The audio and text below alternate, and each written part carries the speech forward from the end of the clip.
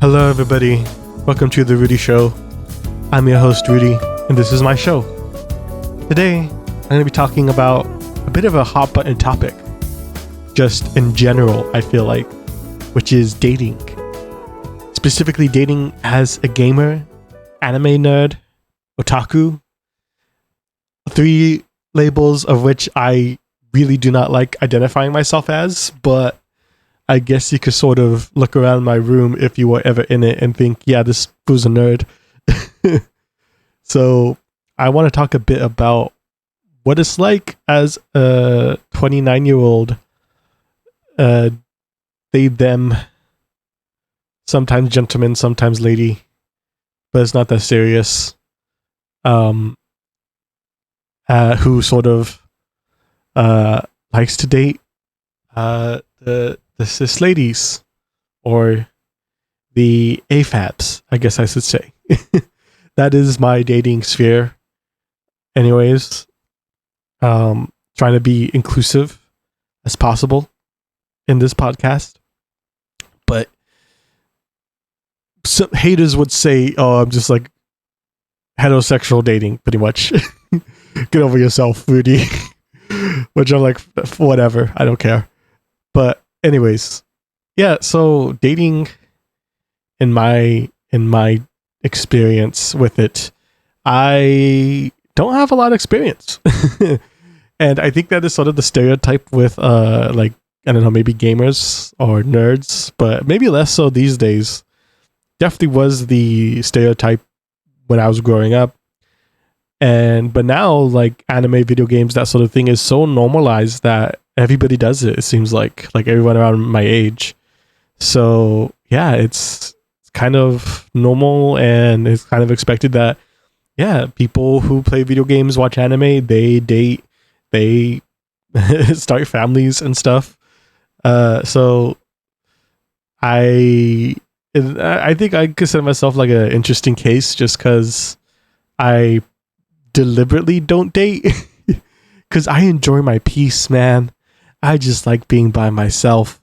I've tried dating a few times, and there always gets to a point where, like, I just don't like the person anymore, and I just check out. And not that, like, I check out as in, like, I just don't talk to them, but, like, I'll tell them, like, hey, I'm not interested anymore.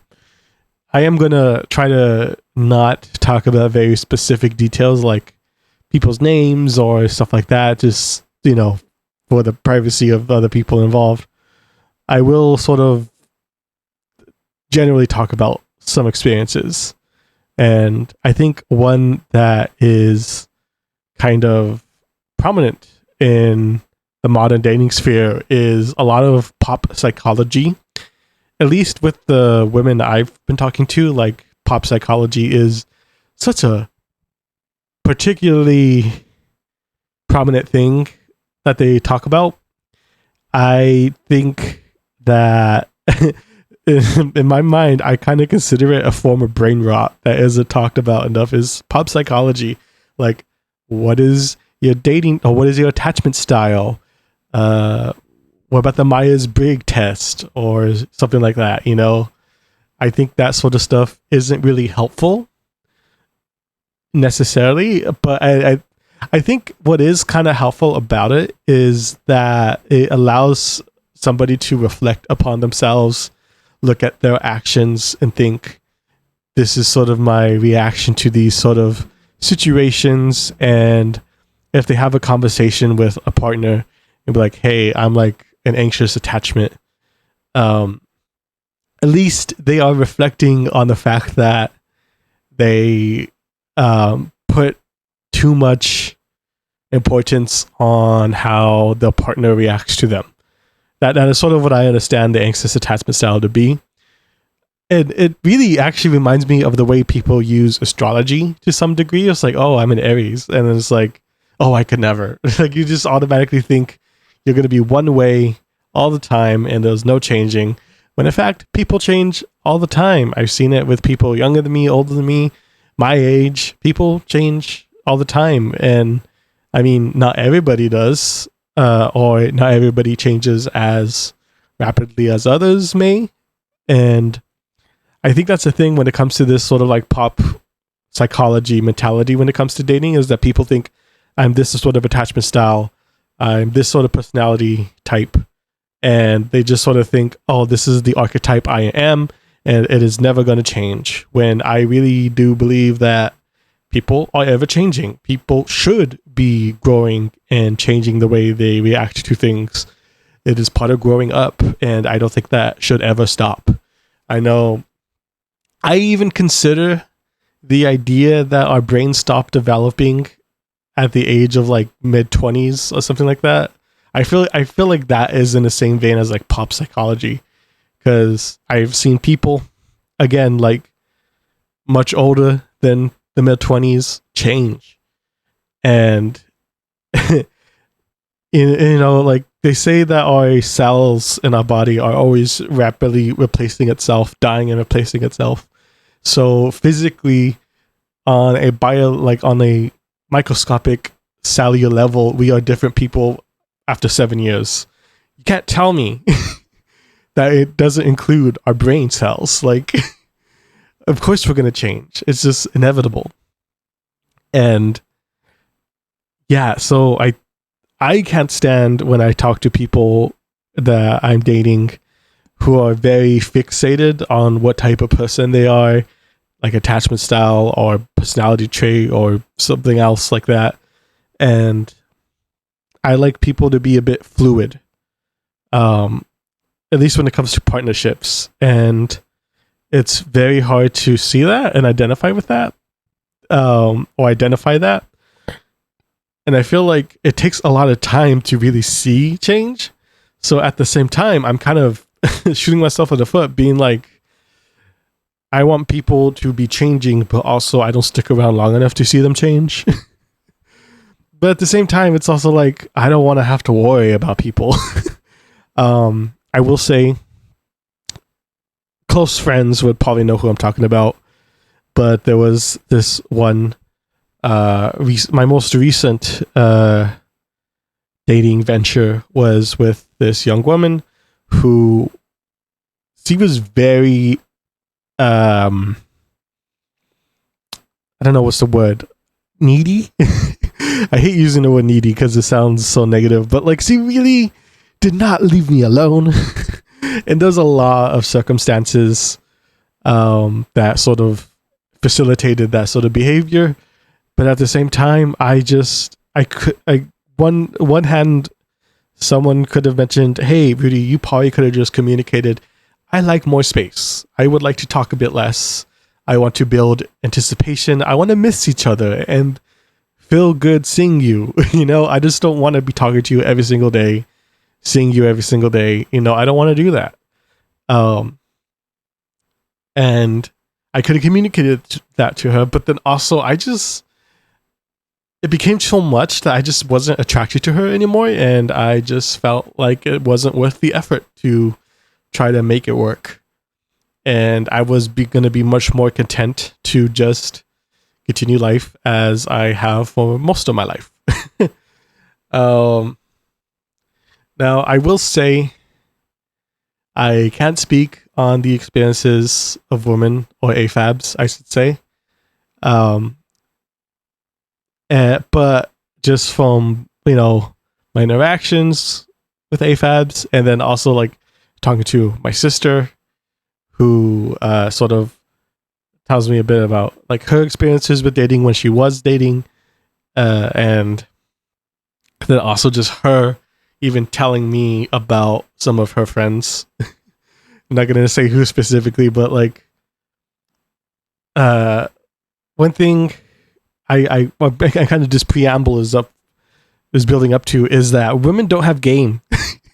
Women are pretty bad at dating. Like, that's another thing too. Like, I use dating apps mostly to meet people, although that will be changing pretty soon because I'm tired of it. I don't want to use dating apps anymore. It hurts my brain because I feel like it just communicating through text or phone calls does not really indicate authentic interest or intimacy. Like, you really have to be there in person to get that feeling, to really see if there is real chemistry at all, because you could just talk over the phone and it's fun, but then you get in person and then they're just dead silent. It's like, come on. Like it's a very different environment, so people act differently. But yeah, and just for me telling my sister objectively, like what some of these women have said to me on dating apps or how they reacted to things I've said is like, so like they don't have game. Kind of a bad example, but I feel like bringing it up just because it's kind of funny. Is me in high school. There was a gal who I just always had a feeling was interested in me, because she just sort of liked to go out of her way to interact with me in some small way. And there was one instance where she just kind of was like, Rudy, say something funny, which I talked about with some other friends, and we kind of identified like, yeah, that's kind of like a way of like a gal flirting with you. It's like, say something funny, like she wants you to entertain them, be the funny little guy. And yeah, I gotta say, advice for the ladies, just have authentic interactions with people, and fellas too who are listening to this, because I know most of my audience on YouTube are men, according to my data on my analytics, is that a lot of you are men. And I gotta say, just look for authentic interactions, and that doesn't mean like don't have a pickup line or like some pickup tactic in your pocket ready to go, because only really have something in your pocket if it's like metaphorically in your pocket, like only have that prepared if you really do think it's funny, or you really do think it shows your personality. It will really help break the ice in a way that is authentic to you. Like, that is my best advice, is just really go for authentic connections. And it's okay. Sometimes it's hard. In my experience, like there has been times where like I was just really nervous and I couldn't act like my authentic self, and then I started to act my authentic self, and then just realized things weren't working out afterwards. So that's okay too. Sometimes things take time. And another thing I want to just drop in is, don't think about it as a waste of time. Like, that is a big headache of mine when it comes to dating. If I see that on a dating profile of like, don't waste my time, that's an immediate left swipe for me, because I know they are looking for more instant gratification rather than looking to build authentic connection and see how things go from there. Because I think of relationships in all forms are like a process, and sometimes it takes a day to figure out that you're not compatible. Sometimes it might take 6 months for some people, or even longer. It takes a variation amount of time, because like I said, people are ever changing, and you really don't get to see all sides of somebody right away. And that's okay too, because like just being shown a fun part of somebody and connecting with them on that front is okay. It's not like they're hiding anything from you. It's just that you bring out some parts of them, and then there are going to be some situations where they can't hide the parts that they may not always want to be upfront with you about.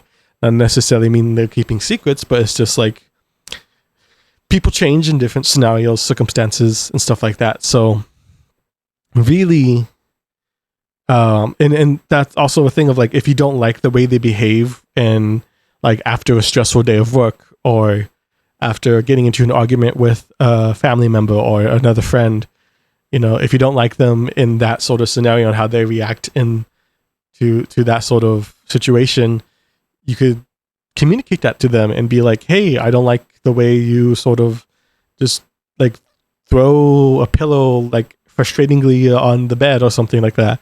Like, it kind of upsets me, or I don't like how much you raise your voice in certain situations. and if depending on how they can not compromise, but how well they can sort of work to make you feel comfortable, really just will show you if you are compatible long term. Because if they don't show that they are capable of changing to make you more comfortable in an appropriate manner, of course, because there are definitely sometimes where people might be like, hey, that friend Josh you talked to, I don't really like him. I don't think you should talk to him anymore. And like, that's different. that is sort of like alienation. I know it's a very specific kind of behavior, but like, you gotta be reasonable of like your requests, and you gotta think if you are being like asked to change in your behavior, you gotta kind of also look at it like, is this a reasonable thing to ask of me? Can I reasonably make this change? Do I really think this behavior is destructive or what's the word? Is it reasonable, and is this behavior constructive? Like, does it actually better my mood if I do something? Does it not get in the way of other people's space as well? It's the many things to consider. I consider all this when I date, and I can't even say I've been in a very serious relationship ever. Maybe. I mean, I was like in a relationship for like a whole summer back in middle school, but that was like in middle school. So like, do you really count that? And I spent a lot of my time after that relationship though really reflecting on my own behavior and actions, and also just started to really like think about how people interact. This is sort of how like I came upon this sort of mentality when it comes to dating, and I really like to look at like psychology resources, but I don't really like to stick with like pop psychology sort of trends or topics. Like, I don't even know exactly what the attachment styles are. Like, I know there was avoidant, there was anxious, there's secure. I think that's the main three. I think there might be more, I don't know. And I was asked once, like, hey, what's your attachment style? And I was like, I have no idea. And we're kind of talking about it, and she was like, I could be secure is sort of the suggestion she had. And I don't know, like, I don't know if I'm secure, because I was definitely in like some sort of, I don't know, situationships kind of thing where like I was very insecure and I was very anxious. So like I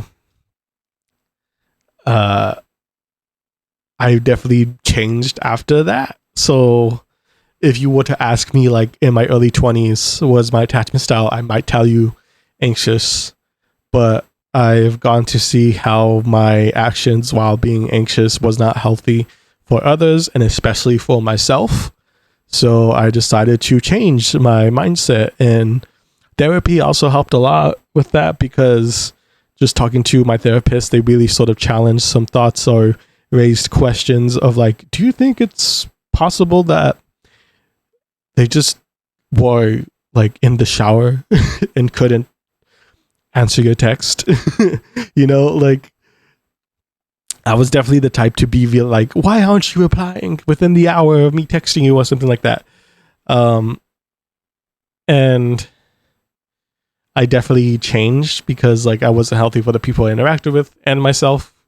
And it was much more healthier for me just to like give people benefit of the doubt, and also to a reasonable degree of like measuring like, okay, they're not replying after a week. They're probably not even interested in talking to me anymore. So I just won't reach out to them anymore, and then also like reframing of like prioritizing connections that will lift me up. Like if somebody isn't giving me attention, then I could go to somebody who I know who will, and will actually enjoy giving me attention, interacting with me, and that's sort of uplifting. And that is sort of general like relationship advice I would give. Is when meeting new people, do they give me sort of a similar feeling to like close friends or a close family member, somebody who I interact with on the regular? And I know this could be challenging because I know a lot of Zoomers are like having trouble making even like really regular friendships these days. I was very lucky. It could be because I was probably part of the sort of the gray area of like, is it millennial, is it Gen Z, where we're just growing up with technology being introduced and advancing pretty fast. So we did want it like teenagers, like boom, smartphones, you know, like we got to see the first iPhone come out, and we got to like still go outside and ride bikes. I don't even know if kids do that anymore. Probably not as regularly as they did, but I really think, dang, it must be hard for kids these days.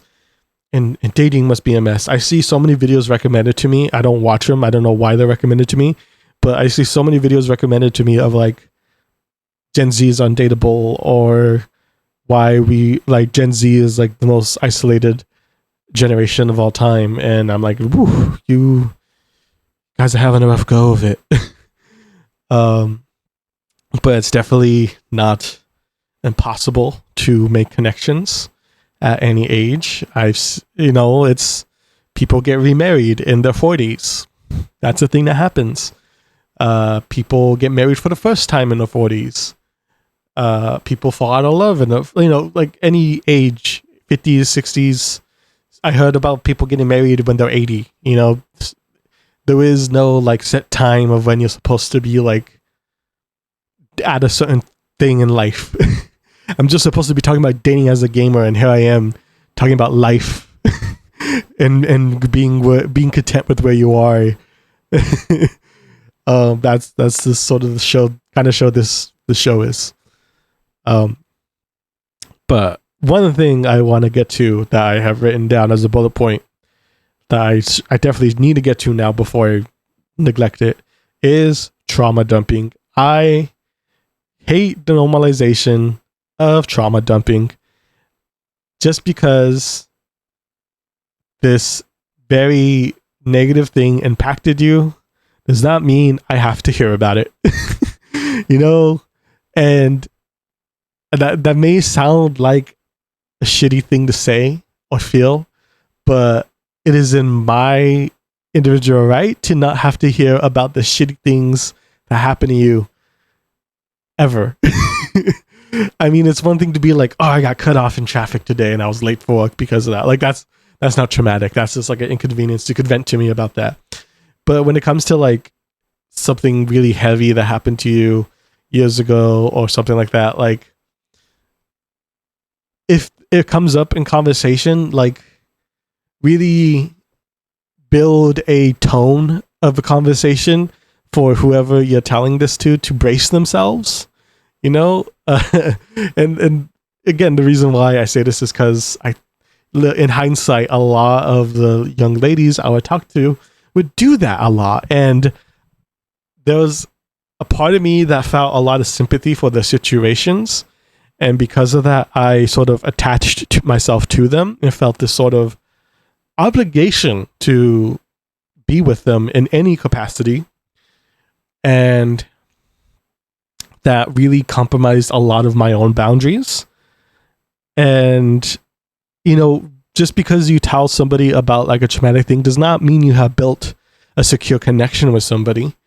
You're probably telling somebody this because you want that secure connection. You're like, here's my hurt. Can you hold my hurt for me?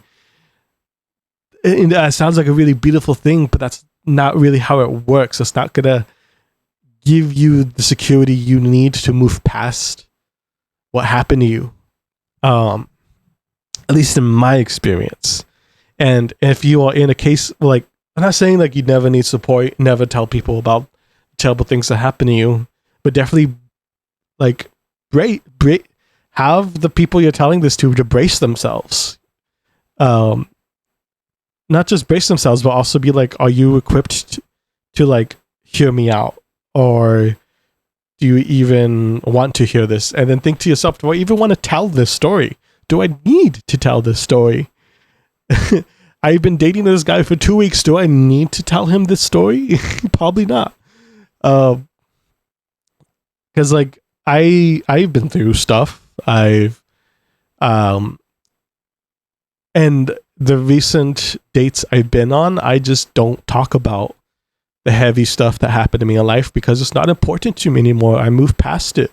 I've done the work, and I am more than my misery, and everybody is. And when people want to connect with one another, and like that's one of the first things they try to touch base upon was like, here's this traumatic thing that happened to me.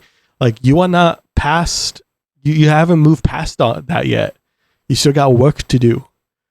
And I don't feel like that really holds like grounds for secure connection, because I think you build connection through the traits that are actually you, not something that happened to you. And the traits that you are not even your symptoms of trauma.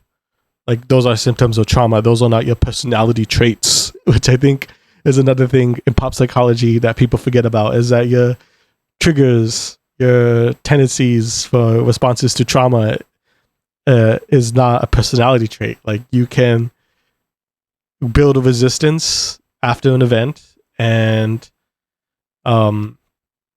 change for the better for yourself. And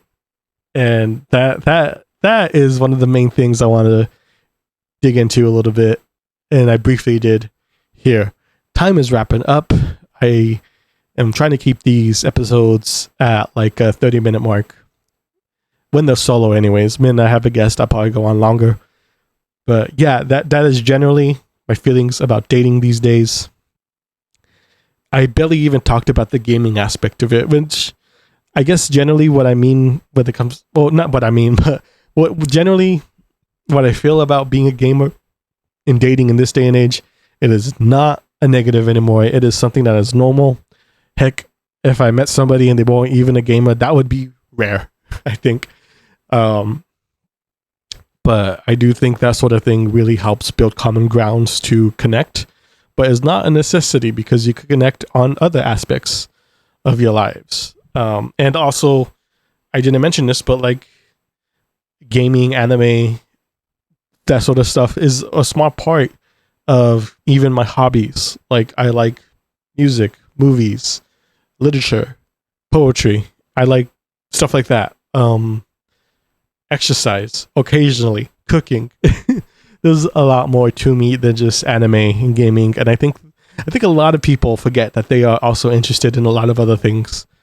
So yeah, I got a lot of opportunities to connect on many different fronts. It is important to really build secure connections, authentic connections.